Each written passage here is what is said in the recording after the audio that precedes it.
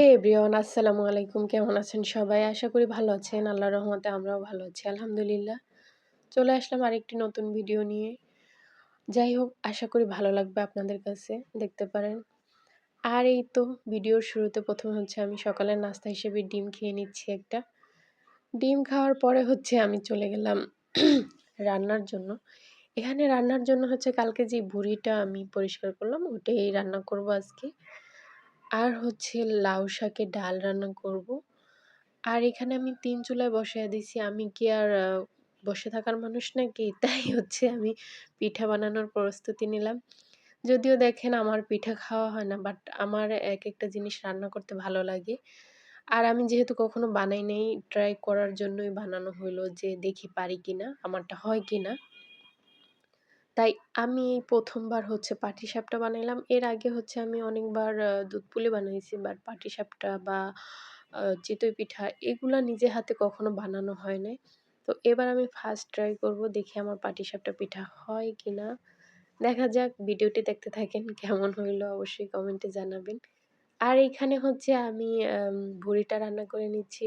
মাংস যেভাবে কষাই ওভাবে কষায় নিছি। আর ভাতও বসায় দিছি। ভাত হইতে প্রায় ১০ মিনিট সময় লাগে শুধু। বলক আসলেই ৫ মিনিটের মধ্যে হয়ে যায়। তারপরে হচ্ছে এখানে এই যে পিঠার জন্য আমি ক্ষীর বানাবো। নারিকেল, দুধ, তারপর হচ্ছে গুড় সবকিছু দিয়ে আমি এটা হচ্ছে কিছুক্ষণ রান্না করে নেব। আর হচ্ছে এখানে সুজির পরিবর্তে আমি দিয়ে দিলাম সাদা তিল ব্লেন্ডার করে। দেখা যাক স্বাদটা কেমন আসে।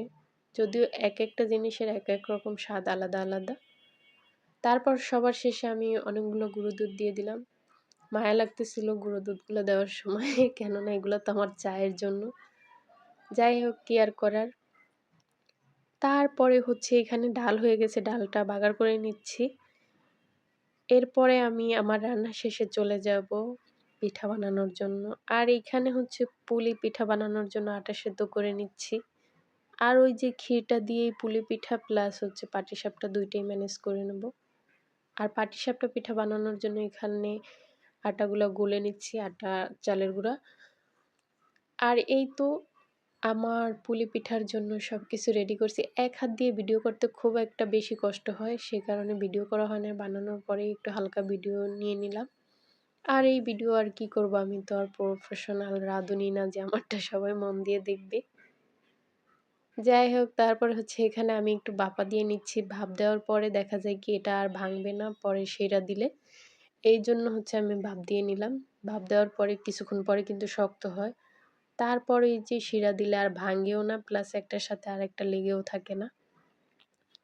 আর শিরা দেওয়ার জন্য তো এখানে আমি আলাদাভাবে দুধ, নারিকেল সবকিছু দিয়ে শিরা দেওয়ার জন্য বসায় দিলাম চুলায়। আর এইখানে হচ্ছে এই যে আমার কাঙ্ক্ষিত পাটিসাপটা পিঠা। অবশ্যই কমেন্টে জানাইবেন কেমন হলো ফার্স্ট টাইম। যাই হোক, মাশাআল্লাহ, মাশাআল্লাহ ভালো হইছে। ১০ এ ১০। আর কেউ কিন্তু সবকিছু কখনো পারে না বা পারার কথাই না। তবে চেষ্টা থাকলে মানুষ কম বেশি পারে। যেটা চেষ্টা করবে ওইটাই পারে। এটা আমি বুঝি নিজের ক্ষেত্রে। কারণ হচ্ছে আমি তো কখনো করি নাই। বাট ইচ্ছা ছিল আমি করব, আমি ট্রাই করব।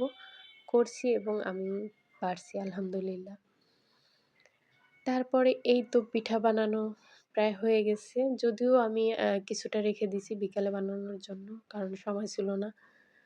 এই উল্টাপাল্টা কাজ করতে গিয়ে অনেকটা লেট করে ফেলি। তারপরে পানি থাকে না, গোসল করতে পারি না। তারপর হচ্ছে অনেক সমস্যা হয়। যদিও এখন আবার পানি রাইখা দেই, পানি না থাকার কারণে।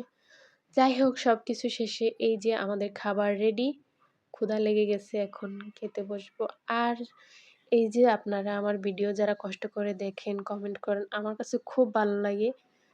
আর সবসময় সাপোর্ট করবেন এমনটাই আমি আশা করি। অবশ্যই আমার ভিডিও ভালো লাগলে লাইক, কমেন্ট, শেয়ার করে পাশে থাকবেন সবসময় ইনশাআল্লাহ। ভালো থাকবেন। আল্লাহ হাফেজ।